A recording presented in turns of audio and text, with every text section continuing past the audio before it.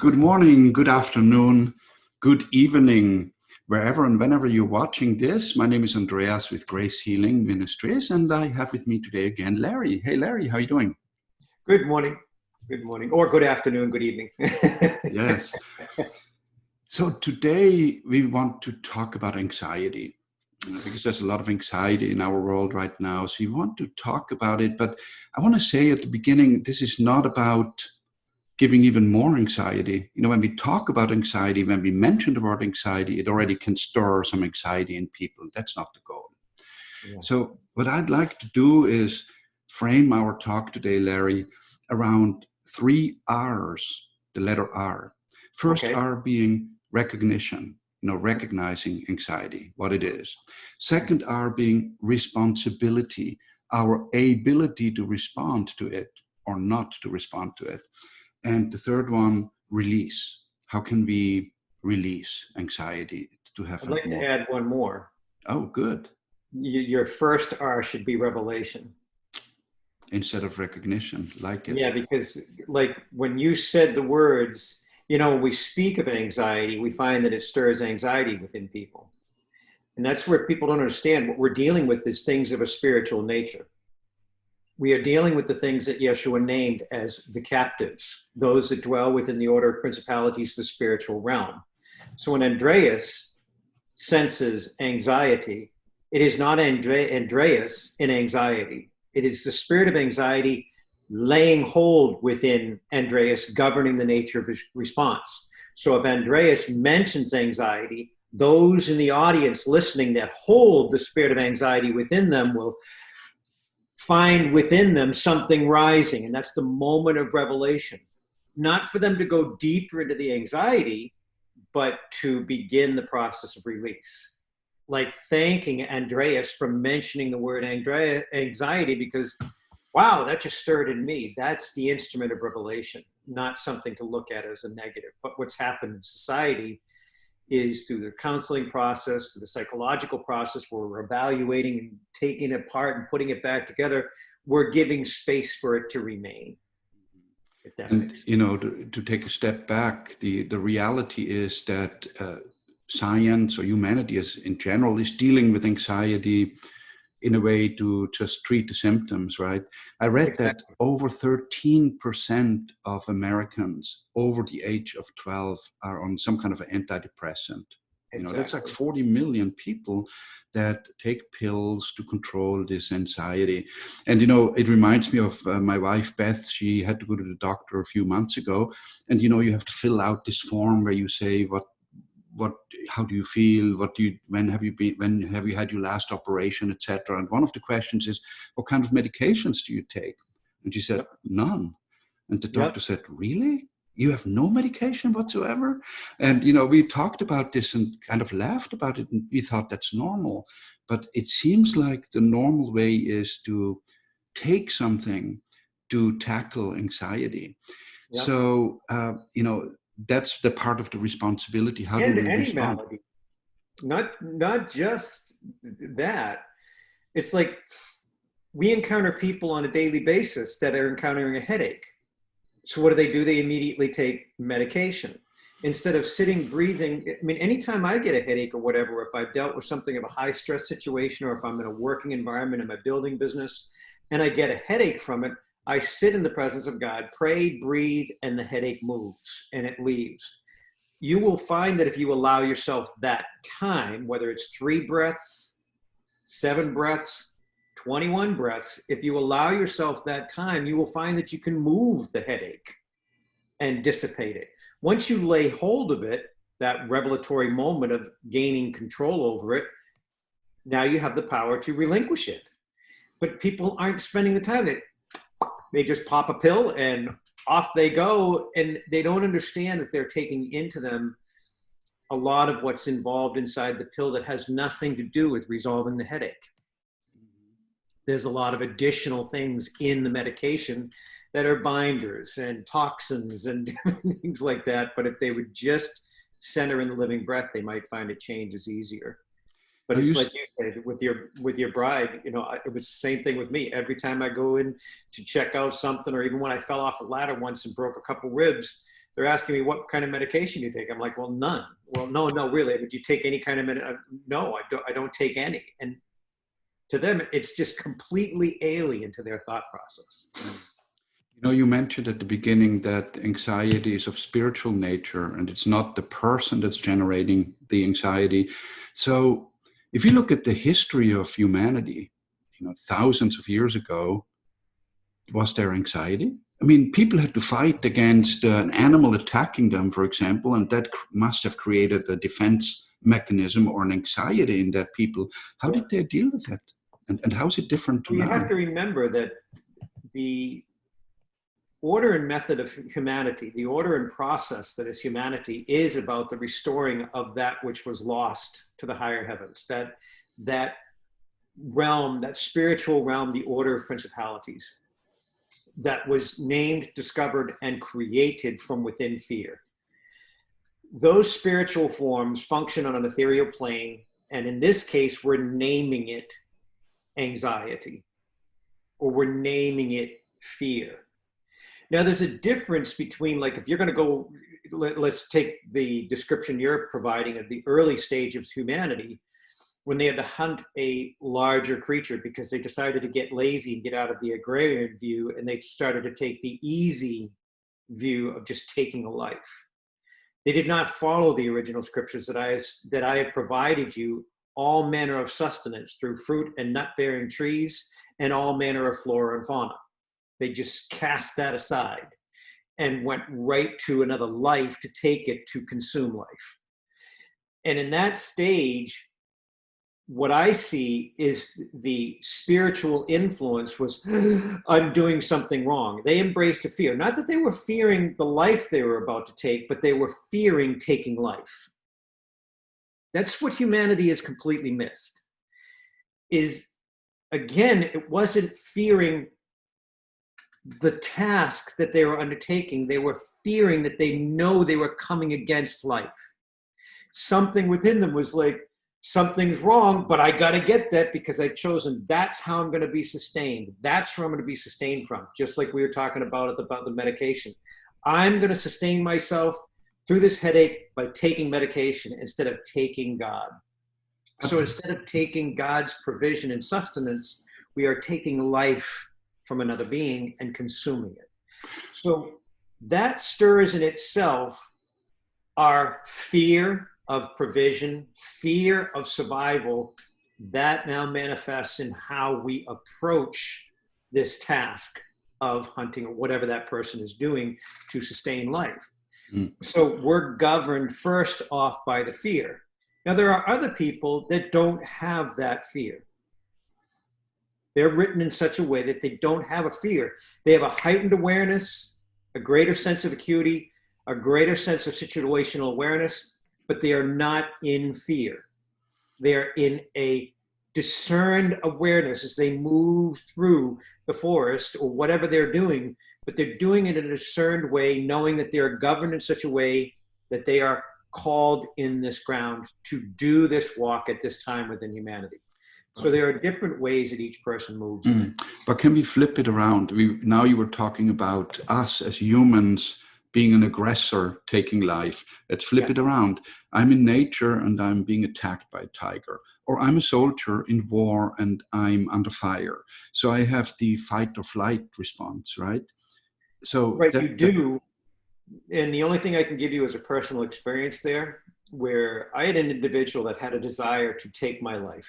And he happened to have a gun, and he also had a knife designed specifically for taking life. It's one of the knives that you hold, and the blade comes down and around, and it's specifically designed for taking somebody's life. And this individual wished to take my life. I have trained my whole life since I was 9 years old, starting first in Shotokan and ending up through all forms of Kung Fu and a number of different martial arts. And so that's now 40 some years worth of martial arts training. But there was a moment inside me that I just knew I was to engage within God, not what I think I knew. Not what I knew for self-defense technique, not what I knew from all my years of training between different masters and teachers that I worked with. and all the competitions that I did in the martial arts stage up on the platform, specifically God first. And I felt this peace overcome me as I was heading toward this meeting. If the person set the intention that he was going to take my life, he was going to kill me. I mean, he said that twice. And I prayed with somebody else before I arrived at this place. Now, I didn't run away. I could have just chosen not to go to the meeting. But I wanted to bring God's presence to overtake his desire to undo me and undo those that were blessed in the healing experience that God expressed upon them. And as I chose God in the prayer, I didn't tell the other person anything. I just engaged with that person in prayer, who happened to be the president of the board of Grace Healing. And as we were in prayer, all of a sudden, the image came of the gun with a cross through it, meaning, kind of like no smoking sign, here's the gun and a line through it, and then a knife image and the line through it. Then I knew I was safe to go. And I went, and without fear, I just went and sat. And we listened, both the board members that were present, because there were a number of board members present, and the individual. And every time, and I'm going to kind of shift this back a little bit, every time the person wanted to raise his hand to go for his gun to take my life, he couldn't move. He was like doing this, and we're all like looking at, what is he doing? He was trying to get to his gun. And then he realized that he couldn't get his arm off the arm of a chair, and then he'd look at his hand like, how did I just move my hand? Because he couldn't a moment ago. But the reason why I share that is because by not choosing fear, in other words, by falling into God's grace, it's not something Larry was able to accomplish on his own.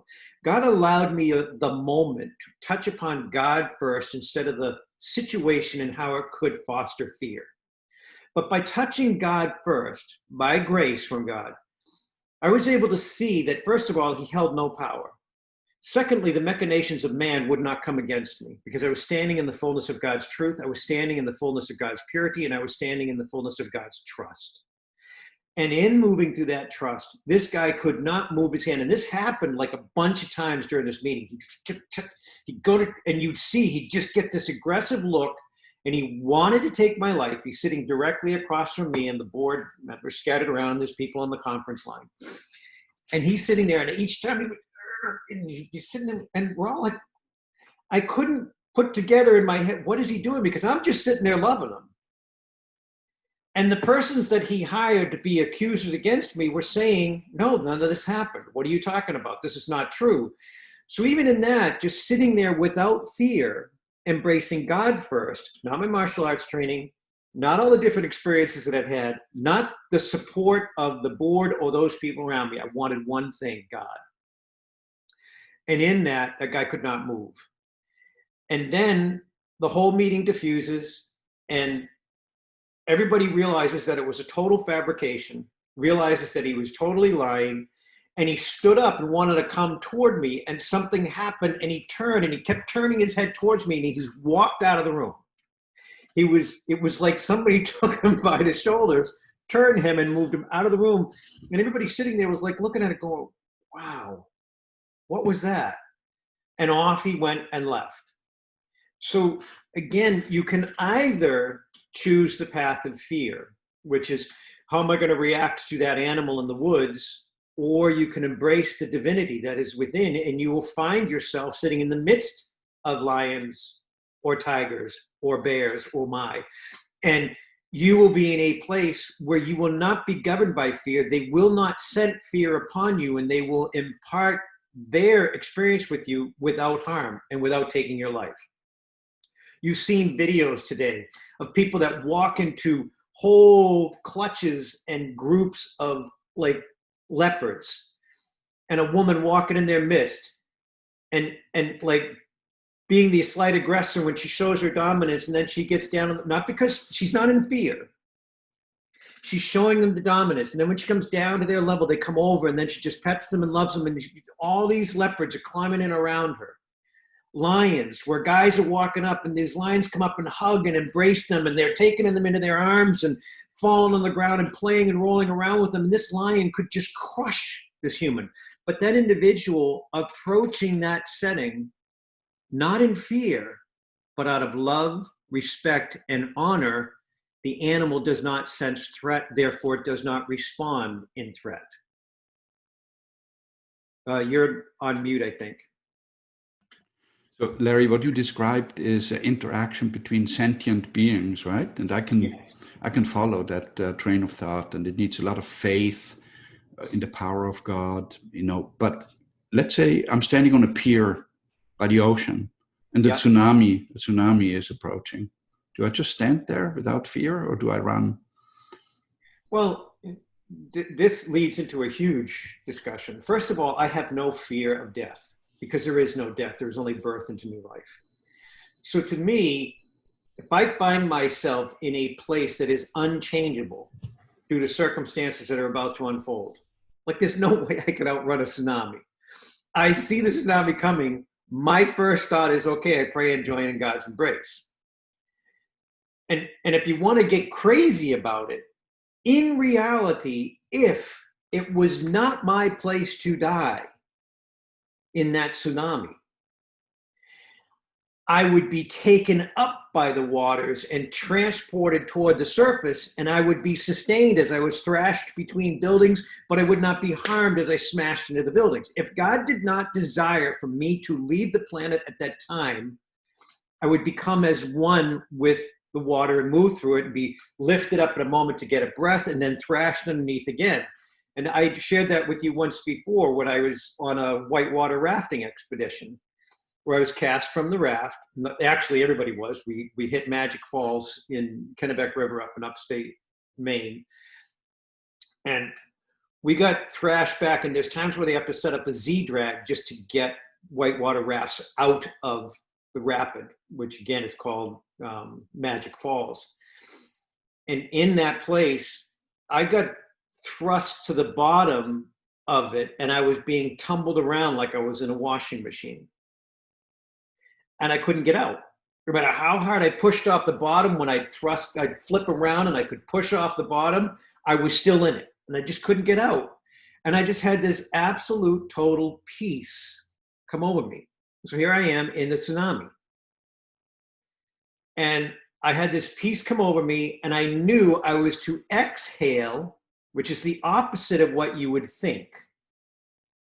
I was to exhale to become one with the flow of the water. And as I exhaled, all of a sudden I felt myself grabbed and thrust out with the water. And up I came out of Magic Falls. And then my guide, John Broadus at the time, pointed and saw me from the raft and threw me the line. And then we started collecting everybody else because they were scattered all over the river. But again, if the tsunami is coming, what good is it going to be to embrace the spirit of fear? I would rather take that moment to give life to any fear that tries to manifest within me, give that captive over to God, and choose God. I would surrender. Yahweh, I release to you any fear that is rising. I release to you any anxiety. I trust in you completely, even as these waters come forth, that I become one in you for the nature of your design. Because if I become one within God, I become one within the flow of the river. I become one within the flow of trust.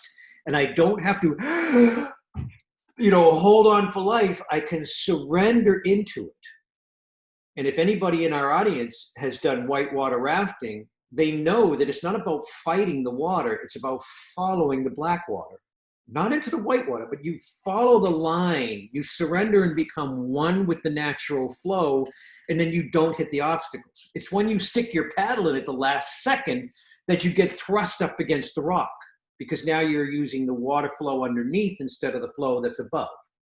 So in my heart, as you described the tsunami, to me, and I've been wired this way, I'm grateful that God has allowed this. My first sense is God. Not, oh my God, look at that tsunami. It's, oh my God, look at that tsunami. And I'm looking around going, okay, I can't escape this. Therefore, I embrace God. And it's just about choosing God in that moment. You said it's not about fighting what may seemingly attack us. Mm-hmm. That's what it comes down to. And we see in the world today, it's July 2020. We are in a pandemic. We are fighting against the pandemic. We are fighting against joblessness. We are fighting against other problems and anxieties that we may be having in this time. All these different things. All that. So, Larry, what would be a prescription? Normally doctors give you a prescription for a pill. So let's see if we can give a prescription to our viewers as to how we can reveal, respond, and release anxiety and fears.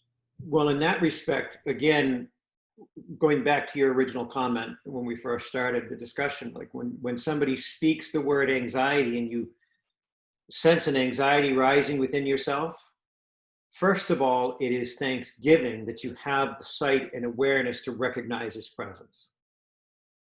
We offer thanksgiving that it's evidenced, it's revealed, it's made known. Since it's revealed, it now holds no power over me. The problem is humans have been trained to think that in fear, oh my God, I got to surrender to it. No, you don't. You have been given the power through Yeshua to embrace that which is God in you. So I would suggest that if you sense a moment of revelation, in other words, somebody saying the word anxiety and all of a sudden you feel an anxiety within yourself, offer thanksgiving. Not out of disempowerment, not out of victimization, but thanksgiving that you sense it within yourself. Then choose God. First thing, God first. From within God, relinquish fears. Now, you may relinquish a series of fears. You may relinquish 7 different fears. That's okay. You're a human vessel walking with many spiritual influences. Set free all 7 captives. Don't stop at 1. Do you find that fear continues to well within you? Relinquish them. Surrender them into God's love and allow for yourself to sit in the presence of God and breathe God's presence into that place. That's what people are not allowing for. So the greatest prescription is to allow for the moment to change, to be a godly moment instead of a fear moment. Most people don't allow for that time of breath. And again, like I said earlier, either 3 breaths, 7 breaths, 21 breaths, whatever it takes in the moment of you before God, that meditative awareness. Are you practicing meditation for hours on end and losing sight of the fact that that hours of meditation is to teach you to be able to attain the result you gain in 2 hours in a single breath? So the reality is, when you are doing this meditative awareness upon God's presence, the practiced response is to come to God's awareness in a single breath. Not 3, 7, 21, 92. But if it takes you 92 breaths, use every single one of them to come to the awareness of God without fear, freedom from fear, and clarity through wisdom, discernment, and a forthright nature. Not fear governed, governed through clarity. Wonderful. And Larry, you have been a guide to many people. You can be called, right, anytime, and you can help people with that whole process. It's very helpful. And also I want to point out to our listeners that every Wednesday night at 8:00, we do a meditation call. And actually, as I heard you talk, Larry, I'm thinking yesterday we had a really interesting call which addressed this, where you asked the question, and I paraphrase, are you looking around you to assess a situation, a problem, a drama that you're dealing with, or are you looking within yourself? Yes. And that's a recurring theme. We always come to the point that it is about looking within first before we assess. And actually, the world. it's beautiful that you bring this up, because I was going to suggest that maybe even you tie a link to this video that people can click to go to. But that meditation last night was really important because like the original statements were, what stirs your mind in thoughts? Are you always compelled by what is happening around you? Or are you first compelled by God within as you witness things unfolding around you?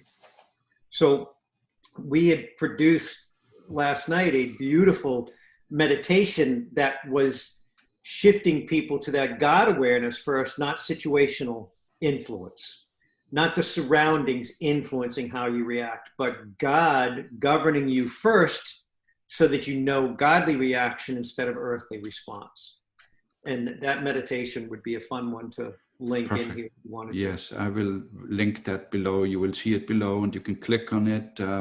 And you can also go to our website, gracehealing.org, and subscribe to, to our meditation list. So you could get the email and reminders when we do this every Wednesday night at 8 p.m. Also, gracehealing.video for our YouTube channel is a great resource for you to tap into. Larry, I think we wrap it up here. What do you think? I agree. Yeah. Good. Well, it was good talking to you again. And thank you for joining us, everyone. And we'll see you next time. Blessings and love. And we remain here for you anytime you wish to reach. Have a great Take care. Bye. Yeah.